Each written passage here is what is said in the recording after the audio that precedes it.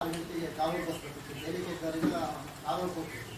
7ವರೆಗೆ ನಮ್ಮದಲ್ಲಿ college start ಆಗ್ತಿತ್ತು, degree college 4ವರೆಗೆ. 10ವರೆ 11 ಗಂಟೆಗೆ ನಮ್ಮ ಕ್ಲಾಸ್ ಎಲ್ಲ ಮುಗಿತಿತ್ತು. ಆಮೇಲೆ ನಾನು ಒಂದು ಟೈಪಿಂಗ್ ಕ್ಲಾಸ್ ಮಾಡಿ ಮಧ್ಯಾಹ್ನ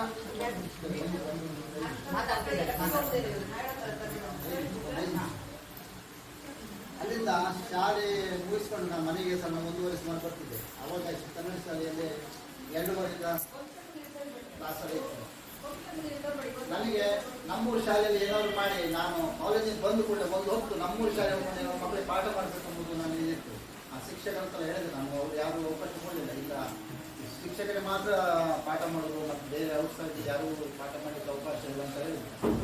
ನಾನು ನಮ್ಮ ಪಿಡಿಒರು ಇದ್ದರು, ಅವ್ರ ಹತ್ರ ಹೋಗ್ಕೊಂಡು ರಿಕ್ವೆಸ್ಟ್ ಮಾಡ್ಕೊಂಡೆ, ಸರ್ ನಮ್ಮೂರಲ್ಲಿ ಅವ್ರು ಏನು ಮಾಡ್ತಿದ್ರು ಅಂದರೆ ನಮ್ಗೆ ಗೊತ್ತಿತ್ತು. ಅದು ಕಾರವಾರ ಮಕ್ಕಳಲ್ಲಿ ನಮ್ಮ ಬೇಡಿಕೆ ಶಾಲೆಗೆ ಗೊತ್ತಿಲ್ಲ, ಅವರು ದೊಡ್ಡ ಶಾಲೆ ಇತ್ತು. ಅವರು ಆ ಮಾಸ್ಟರ್ ಏನು ಮಾಡ್ತಿದ್ರು, ಆ ಮಕ್ಕಳಲ್ಲಿ ಏನು ಬರ್ತಾರೆ, ನಮಗೆ ಶಿಕ್ಷಕ ಕೊಡ್ತಾ ಇದೆ, ನೀವು ನಮಗೆ ಶಿಕ್ಷಕ ಕೊಡಿ, ಕಾರವಾರ ಮಕ್ಕಳು ನಾವು ತಗೊಳ್ಳಿಕ್ಕೆ ಆಗೋದಿಲ್ಲ ಅಂತ ಹೆಲ್ಪ್ ಮಾಡ್ತೀವಿ ಅಥವಾ ಇದು ಮಾಡ್ತಾ ಇದ್ರು.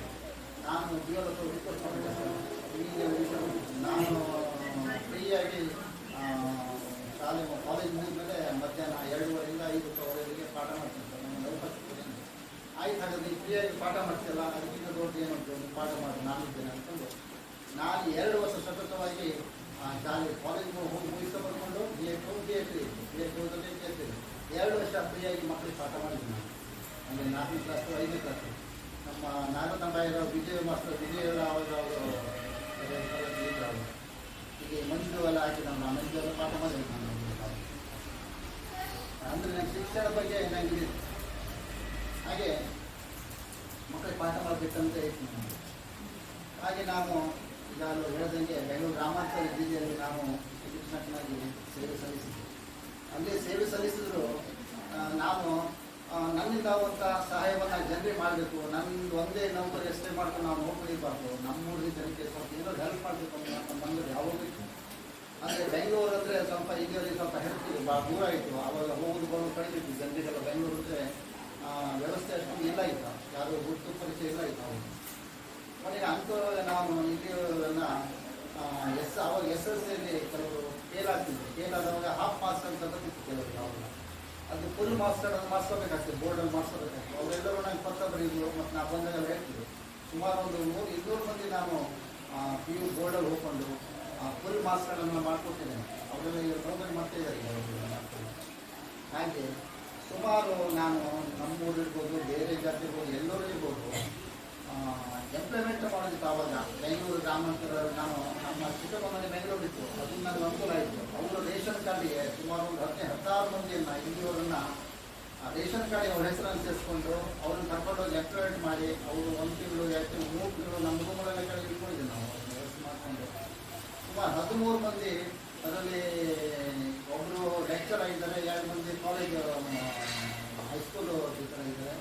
ಆಮೇಲೆ ಮತ್ತು 10 ಮಂದಿ ಪ್ರಾಥಮಿಕ ಶಾಲಾ ಶಿಕ್ಷಕರಿಗೆ ನೇಮಕ ಆಗಿದ್ದಾರೆ ಬೆಂಗಳೂರಲ್ಲಿ.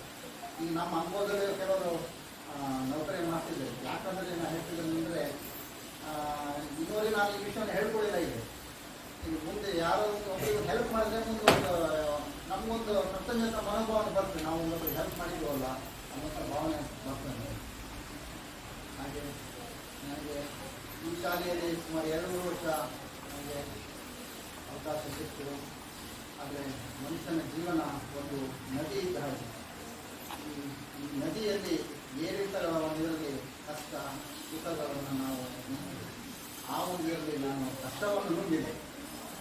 ಆದರೆ ಈ ಶಾಲೆಯಲ್ಲಿ ನನಗೆ ಶಿಕ್ಷಕರೆಲ್ಲ ಅತ್ಯಂತ ಸಹೋದರಿಯಾಗಿ ಇದು ನನಗೆಲ್ಲ ಧೈರ್ಯ ತುಂಬಿದೆ. ಆದರೂ ನನ್ನಲ್ಲಿ ಎಷ್ಟೇ ನೋವಿದ್ರೂ ನಾನು ಶಾಲೆ ಬಂದ ಕೂಡಲೇ ಮರೀತಿದ್ದೆ ಅದನ್ನು. ಯಾಕಂದರೆ ನನ್ನ ಮುಂದೆ ಮಕ್ಕಳ ಜೊತೆಗೆ ನನ್ನ ಮಕ್ಕಳಾಗಿ ನನ್ನ ಮಕ್ಕಳಾಗಿ ನಾನು ನೋಡ್ತಿದ್ದೇನೆ. ಮಕ್ಕಳ ಜೊತೆಗೆ ನನ್ನ ಕಷ್ಟವನ್ನೆಲ್ಲ ನಾನು ಮರೆತು ನಾನು ಪಾಠವನ್ನು ಮಾಡಿದ್ದೀನಿ. ಹಾಗೆ ನನಗೇನಾಯ್ತಂದರೆ ಮತ್ತು 2 ವರ್ಷದಲ್ಲಿ ಪೂರ್ತಿ ಪಾಠವನ್ನು ಇದು ಮಾಡಲಿಕ್ಕಾಗತ್ತೆ. ಅಲ್ಲಿ ಡೆಪ್ಟೇಷನ್ ಆಯಿತು, ಡೆಪ್ಟೇಷನ್ ಆಯಿತು. ಈ ಸಲ ಹಾಗೆ ನಾನು ಯಾವುದು ಏನೇ ಕೆಲಸ ಕೊಟ್ಟರು ನನ್ನನ್ನು ಆಗುವುದಿಲ್ಲ ಅಂತ ನಾನು ಯಾವಾಗ ಹೇಳೋದಿಲ್ಲ. ಇದು ಈಗ ನನಗೆ 2 ತಿಂಗಳು ರಿಟೈರ್ ಆಗಿದೆ. ಆವಾಗ ನನಗೆ ಕೊಡ್ಲಿಕ್ಕೆ ಬಂದ ಶಾಲೆಗೆ ಡೆಪ್ಟೇಷನ್ ಮಾಡೋದು, ನಮ್ಮ ಹೆಬ್ಬಾಯಿ ಹೇಳಿದ್ರು, ನಿಮಗೆ ಬಂದಿದೆ ನೋಡಿ ಅಂತ. ಇಲ್ಲ ಇದು ನನ್ನ ಮೊದಲನೇದಾಗಿ ಮತ್ತೊಂದು ಶಾಲೆ ಹೋಗುವಂಥ ಒಂದು ಅವಕಾಶ ದೇವರು ಕೊಟ್ಟಿದ್ದಾರೆ ಏನು, ಆ ಶಾಲೆಗೂ ನಾನು ಹೋಗಿ ಬರ್ತೀನಿ ಅಂದರೆ ಇಲ್ಲಿ ಶಿಕ್ಷಕರೆಲ್ಲ ಇದ್ರಲ್ವಾ, ಹೋಗ್ಬರ್ತೀನಿ ಅನ್ಕೊಂಡು ಅಲ್ಲಿ 15 ದಿವಸ ಆ ಶಾಲೆಗೆ ನಾನು ಸೇವೆ ಸಲ್ಲಿಸಿ ಬಂದಿದ್ದೀನಿ. ಈ ಥರ ಅದು ಥರ ಒಂದು ಖುಷಿ ಕೊಡ್ತೀನಿ. ಹಾಗೆ ನಾನು ವಿದ್ಯಾರ್ಥಿಗಳು ಅಷ್ಟೇ, ನೀವು ಶಿಕ್ಷಣವನ್ನು ಪಡೀರಿ. ಶಿಕ್ಷಣವೇ ನಿಮ್ಮ ಮುಖ್ಯ ಗುರಿಯಾಗಿರಲಿ. ಈಗ ಮೊಬೈಲ್ ಕೂಡ ಮೊಬೈಲಲ್ಲಿ ಎಷ್ಟು ಅಷ್ಟೇ ನೀವು ಇದು ಮಾಡಿ. ಯಾಕಂದರೆ ನಿಮ್ಮ ತಂದೆ ತಾಯಿಗಳು ನಿಮ್ಮ ಮೇಲೆ ಭಾಳಷ್ಟು ಒಂದು ಆಶೆನ ಕಟ್ಟಿರ್ತಾರೆ. ನಮ್ಮ ಮಗ ಹೀಗಾಗಬೇಕು, ನಮ್ಮ ಮಗ ಹೀಗಾಗಬೇಕು ಅನ್ನೋ ಆಸೆಗಳು ಇದೆ, ಅವ್ರು ಭಾಳಷ್ಟಿದೆ.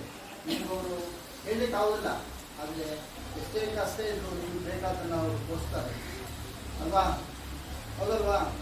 ಹಾಂ, ಅದು ಹೇಳೋದಿಲ್ಲ. ನಮ್ಮ ಮಗಳು ಹೀಗಾಗಬೇಕು, ನಮ್ಮ ಮಗ ಹೀಗಾಗಬೇಕು, ಅವ್ರಿಗೆ ಆಸೆ ಇದು ಭಾಳಷ್ಟಿದೆ. ಅದಕ್ಕಾಗಿ ನೀವು ಮೊದಲು ಮಾಡಬೇಕಾದ ಅಭ್ಯಾಸವನ್ನು ಮಾಡಿ. ಶಾಲೆಗೆ ಹೋಗಿದ್ದೆ ಸ್ವಲ್ಪ ಆಟ ಆಡಿ, ಸ್ವಲ್ಪ ತಿಂದಮೇಲೆ ಅಭ್ಯಾಸವನ್ನು ರೂಢಿ ಮಾಡ್ತಾ ಬನ್ನಿ. ಈಗಿಂದಲೇ ರೂಢಿ ಮಾಡ್ತಾ ಬನ್ನಿ. ಕೊನೆಗೆ ನಿಮ್ಗೆ ಏನು ಕಷ್ಟ ಆಗೋದಿಲ್ಲ, ನಿಮ್ಗೊಂದು ಕಷ್ಟ ಆಗೋದಿಲ್ಲ. ನಾನು ನಾಳೆ ಹೋಗ್ತೇನೆ ಅಂದರೆ ಒಂದೇ ಸಲ ಎಲ್ಲ ಕೆಲಸಗಳು ಅಭ್ಯಾಸಗಳು ಹಿಂದಿದ್ದು ಹೋಗ್ತದೆ. ಓಕೆ, ಅಭ್ಯಾಸವನ್ನು ಮಾಡಿ. ಇಂಥದ್ದು ಮತ್ತೇನು ಹೆಚ್ಚಿಗೆ ಹೇಳಲಿಕ್ಕೆ ಬರೋದಿಲ್ಲ. ನಾನು ಇವತ್ತೇನೆಂದರೆ ನಮ್ಮ ಮನೆಯಲ್ಲಿ ನಮ್ಮ ಹುಡುಗಿದಂದರೆ ಮನೆಗೆ ಸರಿಯಾಗಿ ನಾನು ಮನೆಯಲ್ಲಿ ಇದನ್ನೇ ನೋಡಿದಾಗಿದೆ. ಇವತ್ತು ನಾನು ನಮ್ಮ ಮನೆಗೆ ಹೋಗಿದ್ದೆ, ಅಲ್ಲೊಂದು ಸಣ್ಣ ತೋಟ ಆಯ್ತು ನಮ್ಮದು. ನಾನೇ ಸುಮಾರು ಒಂದು 32 ವರ್ಷದ ಹಿಂದೆ ಒಂದು 20 ತೆಂಗಿನ ಗಿಡವನ್ನು ಹಾಕಿದ್ದೆ. ಒಂದು ಸ್ವಲ್ಪ ಈ ನಾಟಕ ಮನೆ ಅಂತ ಆಗ್ತದೆ ಹಾಕಿ ಅವೆಲ್ಲ ಮಾಡಿದ್ದು. ಅವೆಲ್ಲ ಸ್ವಲ್ಪ ಚೆನ್ನಾಗಿ ಕಾಯಿ ಕೊಟ್ಟಿದ್ದು. ಆಮೇಲೆ ನಮ್ಮ ಅಮ್ಮನೆ ನೀರೆಲ್ಲ ಹಾಕ್ತಾಯಿತ್ತು. ಈ ಗಾಳಿಗೆಲ್ಲ ಸ್ವಲ್ಪ ಇದೆಲ್ಲ ಬಿದ್ದಿತ್ತು. ಅಲ್ಲೇನಾಗಿತ್ತು ಅಂದರೆ ಒಂದು ಗಿಡ ಬೆಳೆಯುವಾಗಲೇ ಸ್ವಲ್ಪ ಬಾರಿಕಾಗಿತ್ತು. ನಮ್ಮಲ್ಲಿ ಸ್ಟೋನ್ ಗಿಡ ಏನಂತ ಬೆಳೆಸಲ್ವಾ, ಅದು ಏನೋ ಒಂದು ಗಿಡ ಇತ್ತು. ಇವತ್ತು ನಾನು ನೋಡಿದಾಗ ಆ ಗಿಡ ಏನೋ ಬೆಳೆಸ್ಕೊಂಡು ಮೊದಲು ದಪ್ಪ ಇತ್ತು, ಆಮೇಲೆ ಬೆಳೀತವು. ನೋಡಿದ್ರೆ ಅದಕ್ಕೆ ಕಾಯಲಾಗಿದೆ. ನನಗೆ ಅನಿಸಿತ್ತು ಈ ಮರ ನಾನು ಕಡಿಬೇಕಂತ ಇದ್ದೀನಲ್ವಾ, ಇದು ಈಗ ಫಲ ಕೊಡ್ತಾ ಇದ್ದಿಲ್ಲ. ನಾನು ಬೆಳೆದ್ರೆ ಈಗ ಫಲ ಬರೋದಿಲ್ಲ ಇತ್ತು ಅಂತ ನನಗೆ ಇದಾಯಿತು. ಅದರಿಂದ ಫೋಟೋ ತೆಗೆದು ಬಂದು ಇವತ್ತು ನಾನು ಅದಕ್ಕೆ ಹೇಳ್ತಿರೋದು. ನೀವು ಅದೇ ಅದು ನೋಡ್ಕೊಂಡೆ ಅನಿಸ್ತು. ಜೀವನದಲ್ಲಿ ಯಾರು ಹೇಳಿಲ್ವಾ, ಜೀವನದಲ್ಲಿ ಯಾರು ಮೇಲು ಕೀಳು ನನ್ನಿಂದ ಆಗುವುದಿಲ್ಲ ಅನ್ನೋದು ಅದು ಒಂದೇ ತೆಂಗಿನ ಒಂದೇ ಉದಾಹರಣೆ. ಅದು ಯಾವ ಸಮಯದಲ್ಲಿ ಆ ಗಿಡ ಅಥವಾ ಮನುಷ್ಯರು ಆ ಸಮಯದಲ್ಲಿ ಅವರು ವಿಶಾಲವಾಗಿ ಅವ್ರ ವ್ಯಕ್ತಿತ್ವವನ್ನು ಬೆಳೆಸಿಕೊಂಡು ಅವ್ರು ಏನಾಗ್ತಾರೆ ಅಂತ ನಾವು ಹೇಳಲಿಕ್ಕೆ ಆಗುತ್ತಾರೆ. ನಾವು ಶಿಕ್ಷಣದಿಂದಲೇ ಎಲ್ಲರೂ ಶಿಕ್ಷಕರಾಗ್ತಾರೆ, ಎಲ್ಲರೂ ಡಾಕ್ಟರ್ ಆಗ್ತಾರೆ, ಎಲ್ಲರೂ ಇಂಜಿನಿಯರ್ ಆಗ್ತಾರೆ ನಾವು ಹೇಳೋಕ್ಕಾಗಲ್ಲ. ಈಗಿರುವಂಥ ಇಷ್ಟು ಮಕ್ಕಳಿಗೆ 10 ಮಕ್ಕಳಿಗೆ ಉತ್ತಮ ಭಾಷಣಕಾರರಾಗ್ಬೋದು, ಒಬ್ಬ ಡಾಕ್ಟರ್ ಆಗ್ಬೋದು, ಇಂಜಿನಿಯರ್ ಆಗಿ ಒಬ್ಬ ರಾಜಕಾರಣಿ ಆಗ್ಬೋದು, ಒಬ್ಬ ಬಿಸ್ನೆಸ್ ಮ್ಯಾನ್ ಆಗ್ಬೋದು ಅಲ್ವಾ. ಅದಕ್ಕಾಗಿ ನೀವು ಯಾರು ನಿಮ್ಮ ವ್ಯಕ್ತಿತ್ವವನ್ನು ಸಣ್ಣತೆಯಿಂದ ನೋಡ್ಕೊಂಡು ನನ್ನಿಂದ ಆಗೋದಿಲ್ಲ ಅದು ಯೂರಿನ್ ಪೆಂಟ್ ಹೋಗ್ಬೋದು, ಅದು ಅಂಥದ್ದು ಮಾಡುವಂಥದ್ದು ಅನ್ನೋದು ಅರ್ಥ ಆಯ್ತಾ. ಅದಕ್ಕಾಗಿ ಏನು ಮಾಡಬೇಕು, ಅಭ್ಯಾಸವನ್ನು ಹೆಚ್ಚಿಗೆ ಮಾಡಬೇಕು. ಅರ್ಥ ಆಯ್ತಾ ಮುಂದಿನ ಕಡೆ. ಹಾಗೆ ನಮ್ದು 4ನೇ ಕ್ಲಾಸ್ ಮಕ್ಕಳು ಹಾಗೆ ಅವ್ರು ಏನಾಯಿತು ಅಂದರೆ ಅವ್ರಿಗೆ ಪಾಪ ನಾನು ಹೆಚ್ಚು ಪಾಠ ಮಾಡಿ ಬರಲ್ಲ. ನಮಗಲ್ಲಿ ಸುಮಾರು 15 ದಿವಸ ಅಲ್ಲಿ ಡೆಪ್ಟೇಷನ್ ಆಯಿತು, ಈ ಮಳೆ ಇದೆಲ್ಲ ಇತ್ತು. ಅವರು ನನ್ನನ್ನು ಭಾಳ ಹೆಚ್ಚು ಮಾಡಿದರು.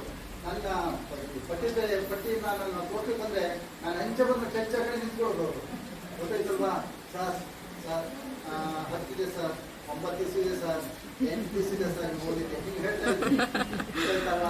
ನಾನು ಹತ್ತತ್ರ ಬಂದ್ಕೊಂಡೆ ನಾನು ಕೆಚ್ಚ ನಿಂತ್ಕೊಳ್ಳೋದು. ನನಗೆ ಗೊತ್ತಾಗ್ತಿತ್ತು ಮಕ್ಕಳು ಇದರಲ್ಲಿ ಗೊತ್ತಾಗ್ತಿತ್ತು, ಇವಾಗ ಮನಸ್ಥಿತಿ ನನಗೆ ಗೊತ್ತಾಗ್ತಿತ್ತು. ನನಗೂ ಭಾಳ ದುಃಖ ಆಗ್ತಿತ್ತು. ಹಾಗೆ ಏನಾಗ್ತದೆ ಮತ್ತೆ ಶಿಕ್ಷಕರು ಬರ್ತಾರೆ ಹಾಗೆ ಹೀಗೆ ಅಂದ್ಕೊಂಡು ಅವರಿಗೆ ಒಂದು ಇದು ಕೊಟ್ಕೊಂಡು ನಾನು ಆ ಮಕ್ಕಳಿಗೆ ಪಾಠವನ್ನು ಮಾಡ್ತಿದ್ದೆ. ಒಳ್ಳೆಯ ಬ್ಯಾಚ್ ಇದೆ, ಒಳ್ಳೆಯ 4ನೇ ಕ್ಲಾಸ್ ಅಂತೂ ಒಳ್ಳೆಯ ಬ್ಯಾಚ್ ಇದೆ. ಮತ್ತು ಈಗ ನಮ್ಮ ಈ ಶಾಲೆಗೆ ಬಂದವರು ಎಲ್ಲ ಮಕ್ಕಳು ಚೆನ್ನಾಗಿ ಬುದ್ಧಿವಂತಿದ್ದಾರೆ. ಚೆನ್ನಾಗಿ ಅಭ್ಯಾಸ ಮಾಡಿ ನಿಮ್ಮ ಭವಿಷ್ಯವನ್ನು ನೀವು ಕಟ್ಕೊಳ್ಳಿ. ಇವತ್ತಿನ ಕಾರ್ಯಕ್ರಮದಲ್ಲಿ ನನಗೆ ಗುರುಕುಲ ಸಮಾರಂಭದಲ್ಲಿ ನನ್ನನ್ನು ಸನ್ಮಾನಿಸಿದಂತಹ ನಮ್ಮ HMC ಅಧ್ಯಕ್ಷರಿಗೆ, ಉಪಾಧ್ಯಕ್ಷರಿಗೆ ಹಾಗೂ